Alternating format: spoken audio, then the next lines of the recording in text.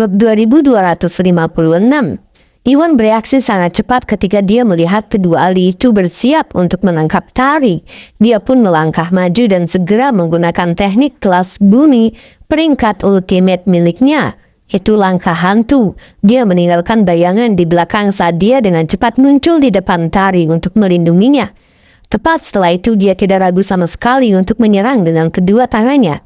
Menyerang para ahli dari keluarga Gumelar dengan kekuatan yang luar biasa. Dengan dua poni serangan Iwan berbenturan erat dengan serangan kedua ahli itu. Meskipun Iwan bisa menjadi sangat kuat, Iwan tidak meminum pil pemicu energi kali ini. Keahliannya yang sebenarnya tidak terlalu tinggi dan hanya berada di tahap puncak alam Augana. Kedua ahli itu jauh lebih kuat daripada Iwan. Energi sejati mereka sepenuhnya mengalahkan serangan Iwan dan sisa energi menghantam dada Iwan. Iwan bukan tandingannya dan terhuyung mundur beberapa langkah sebelum dia menenangkan diri. Tentu saja dia membawa pelindung dada kaisar. Jadi kedua ahli itu berhasil memaksanya mundur. Mereka tidak menyakitinya. Iwan, kenapa kamu ada di sini? Tari dan Rizka sama-sama terkejut saat melihat Iwan tiba-tiba muncul, menghalangi kedua ahli itu tepat pada waktunya. Masun menyuruhku datang, kata Iwan singkat. Masun berasal dari dunia bawah. Dia adalah orang yang cerdas dan dia juga sangat berpengalaman. Saat Yonas memaksa masuk ke Mustaka Ratu Group, Masun sudah tahu bahwa Yonas tidak punya niat baik. Jadi dia segera menelpon Iwan dan melaporkan situasinya kepada Iwan. Setelah dia mengetahuinya, Iwan pun buru-buru membawa candil dari keluarga Salim. Dia baru saja tiba. Jadi begitu Tari dan Rizka menyadari sesuatu, mereka pun menghela nafas lega. Mereka tahu betapa cakapnya Iwan. Iwan tidak hanya kuat, tetapi Iwan juga memiliki banyak kartu truf. Sebelumnya, apapun kesulitan atau masalah yang mereka hadapi, Iwan dapat dengan mudah mengatasinya, seolah-olah Iwan bisa melakukan apa saja. Penampilan heroik Iwan membekas dalam benak mereka. Dengan Iwan yang berhasil tiba, mereka berdua tiba-tiba menjadi lebih percaya diri dan santai. Tari, apa yang terjadi dengan wajahmu? Siapa yang memukulmu? Ekspresi Iwan berubah drastis saat dia menoleh, menyadari separuh wajah Tari bengkak, bahkan ada sidik jari di sana dengan jelas menunjukkan bahwa Tari ditampar. Tiba-tiba, Iwan menjadi sangat marah, niat membunuh dan kemarahan mulai keluar dari tubuhnya. Tari memandang ke arah Yonas. Tidak mungkin Iwan tidak tahu bahwa Yonas yang melakukannya dari ekspresinya. Yonas, itu kamu? Kurasa kamu ingin mati ya? Iwan tidak bisa menahan amarahnya. Matanya pun memerah. Tari adalah pacarnya dan kelemahan terbesarnya. Fakta bahwa Yonas berani menyakiti Tari sangat melewati batas di kepala Iwan. Tiba-tiba Iwan ingin bergegas dan membunuh Yonas segera. Dia ingin mencabik-cabik Yonas. Namun dia baru-baru saja tiba, jadi dia tidak tahu apa yang terjadi. Selain itu, hubungannya dengan keluarga Gumelar bukanlah hubungan biasa. Jadi Iwan menahan amarah dan niat membunuhnya saat dia bertanya pada Tari. Tari, apa yang sebenarnya terjadi? Bab 2257. Begini, Yonas ingin membeli 30% saham kita dengan harga 300 juta. Jelas tadi sebelum menjelaskan secara singkat semua yang terjadi. Yonas sudah melewati batas. Iwan sangat marah setelah mendengar penjelasan Tari. Yonas tidak hanya menggunakan cara tercela untuk mencoba mengambil paksa saham Mustaka Ratu. Dia bahkan menampar Tari. Itu keterlaluan. Jelas sekali betapa marahnya Iwan saat itu. Di sisi lain, sejak Iwan muncul, Yonas berhenti melawan Rizka. Kedua ahli dari keluarga Gumelar juga berhenti mengejar Tari. Mereka kembali ke sisi Yonas. Iwan, kamu datang di waktu yang tepat. Ini uang tunai 300 juta. Itu harga saham Mustaka Ratu. Selama kamu menyerahkan sahammu kepadaku, aku akan melupakan hal ini pernah terjadi. Kalau tidak, jangan salahkan padaku untuk apa yang terjadi selanjutnya, kata Yonas dengan dingin. Saat dia mengatakan itu, Yonas mengeluarkan uang tunai dan melemparkan ke Iwan seolah dia sedang memberikan uang kepada seorang pengemis. Ancaman dalam suaranya terlihat jelas. Selain itu, dia bahkan menginstruksikan kedua ahli tersebut untuk menangkap Tari untuk memaksa Iwan menyerahkan saham Mustaka Ratu. Namun dengan Iwan sudah ada di sana, dia tidak perlu melakukan apapun pada Tari lagi. Saya tidak menjualnya. Iwan meludah dengan dingin. Kamu tidak menjualnya? Apakah Aku mendengar sesuatu. Yonas pun tercengang. Dia tidak bisa mempercayai telinganya.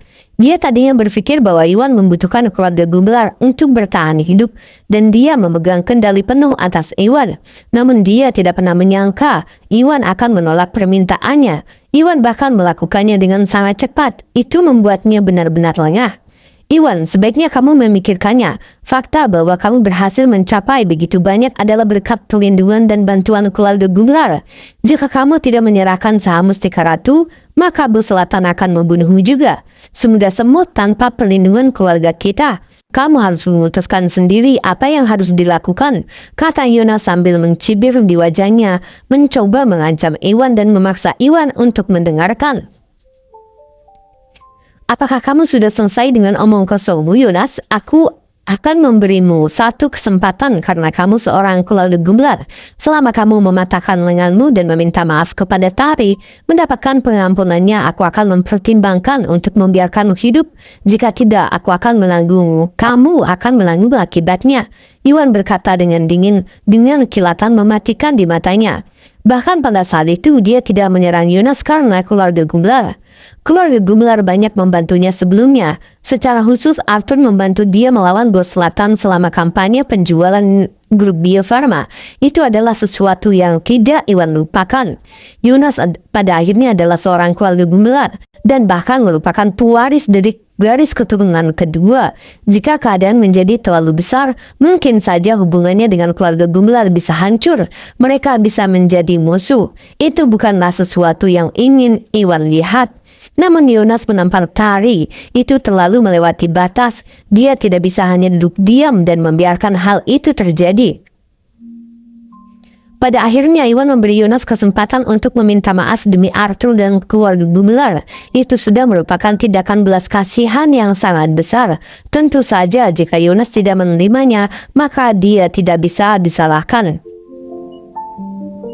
Bab 2258. Apa? Kamu ingin aku meminta maaf? Iwan, apakah ada yang salah dengan kepalamu? Kamu pikir kamu dan Tari siapa yang meminta aku meminta maaf padamu? Yonas tertawa sambil memegang Iwan dengan sangat meremehkan.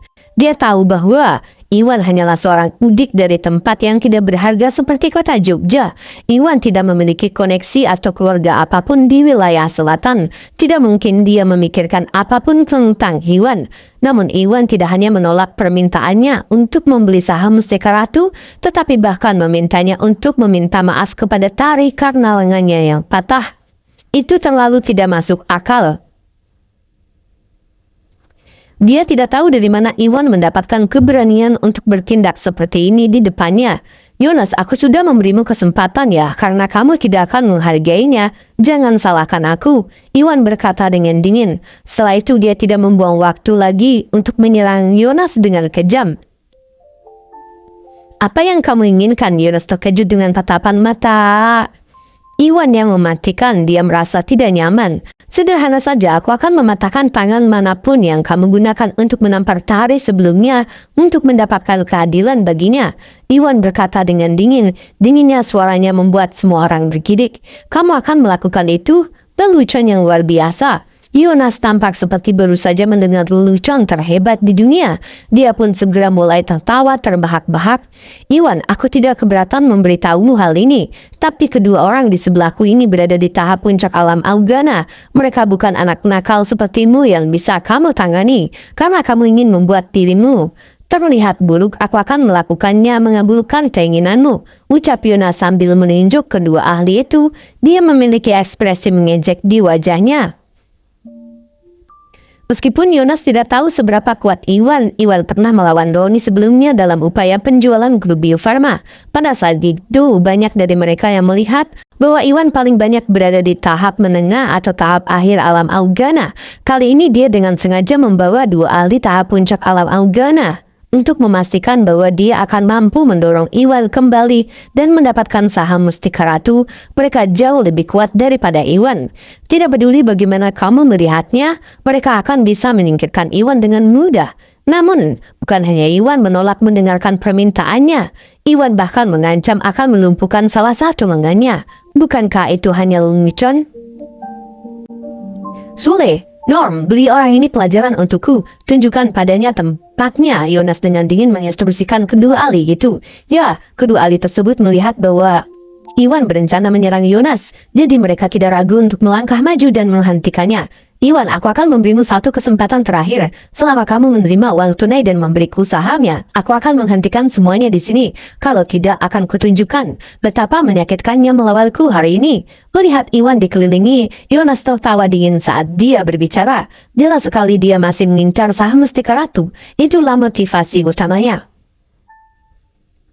Bocah, apakah kamu mendengar apa yang dia katakan? Kamu harus mendengarkannya saja agar kamu tidak merasakan semua rasa sakit, kata Norma dan Sule. Bab 2259. Pergilah karena kalian berdua berada di depan keluarga Gular. Aku tidak ingin menyakiti orang yang tidak bersalah. Jika kalian berdua tahu apa yang baik untukmu, maka minggirlah. Jika tidak, aku akan memastikannya. Kalian berdua tidak akan membiarkan tempat ini berdiri hari ini. Iwan dengan dingin memperingatkan ketika berhadapan dengan Norm dan Sule menghentikannya. Bocah, kamu sungguh sombong. Keduanya sama-sama marah karenanya. Sule, jangan buang-buang waktu lagi bersamanya. Segera tangani dia dan suruh dia menyerahkan saham itu. Berhentilah membuang-buang waktuku yang berharga, kata Yonas tidak sabar. Ya, keduanya pun mengakui perintah tersebut. Terlebih lagi kata-kata arogan Iwan membuat mereka berdua marah. Jadi mereka tidak menunda sedetik pun untuk mereka mengulurkan tangan dengan cepat menyerang Iwan dengan kekuatan luar biasa. Kalian serangga tidak penting mencoba menyakitiku. Kamu tidak tahu tempatmu. Iwan mendengus. Karena Norm dan Sule tidak tahu apa yang baik bagi mereka, Iwan tidak perlu menahan diri. Tepat setelah itu dia melangkah maju dan meninju dengan kedua tangannya menghadapi serangan Norm dan Sule dengan energi yang sangat kuat. Nah, kamu ingin mati ya?